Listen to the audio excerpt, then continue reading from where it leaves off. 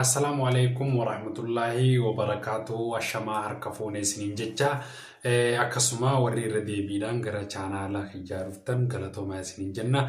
Akkasumatti ammallee warroonni har'aan tana jalqabaaf dhuftan ani sabahaddiin Oromaanin jedhama. Akkasuma like, share, subscribe godhuudhaan maatii keenyatti dabalamuu hin dagatinaa isiniin jenna. Akkasuma har'aan tana barnoota tokko isin qabannee dhufne appilikeeshinii isin barbaachisu tokko maaliif jennaan haala wayiitti yeroo qabbanaa, yeroo roobaa, yeroo aduudhaa, yeroo adda adda baafachuu dandeessan tokko isiniif qabadhee dhufe. Appilikeeshiniin kun baay'ee takka isin gargaara. Appilikeeshinii kana namuu jawwaala keessan irratti gabbuufattanii qabaachuun dirqama. Maaliif jennaan appilikeeshiniin kun yeroo hunda adda baasee isiniif hima. Amma immoo appilikeeshiniin akkuma na cinatti agartanii isa kana jechuudha. Appilikeeshinii kana jawwaalli Saamsingiin adda addaa firraa qaba. Garuu inni kan inni firraa qabu san hedduu orjinaalaati. Amma immoo warri jawwaala Saamsingiin jawwaalli isaanii firraa hin qabnilleen ammaas appii kana isiniif qabadhee dhufee jira.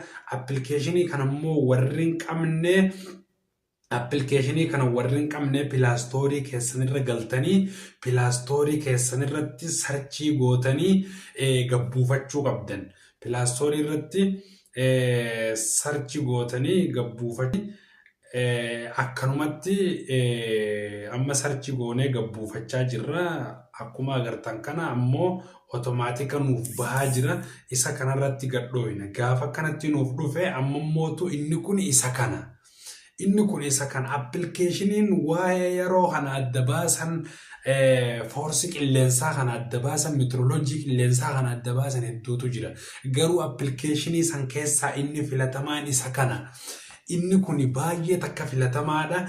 Appiin kun qulqullina qaba ammaas shabakaa bilaash ammaas tola isin gargaara, tola isin fayyada.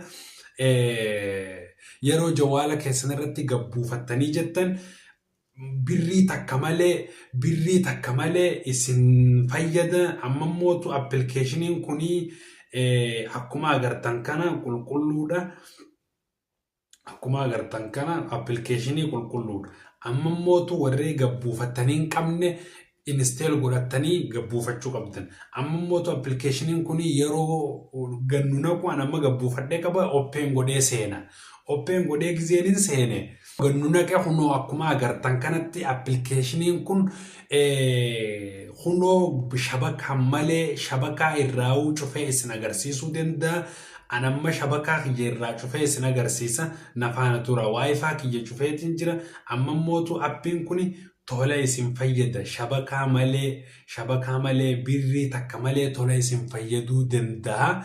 Akkasuma warri jawwaala irraa hin qabne appilikeeshinii kana gabbuufattanii itti fayyadamuu qabdan. Maaliif jennaan guyyaa 14 gara fuulduraatitti guyyaa 14 isiniif dura adda isiniif baasee isin hubachiisuu danda'a jechuudha. Appilikeeshiniin kun akkuma agartan kana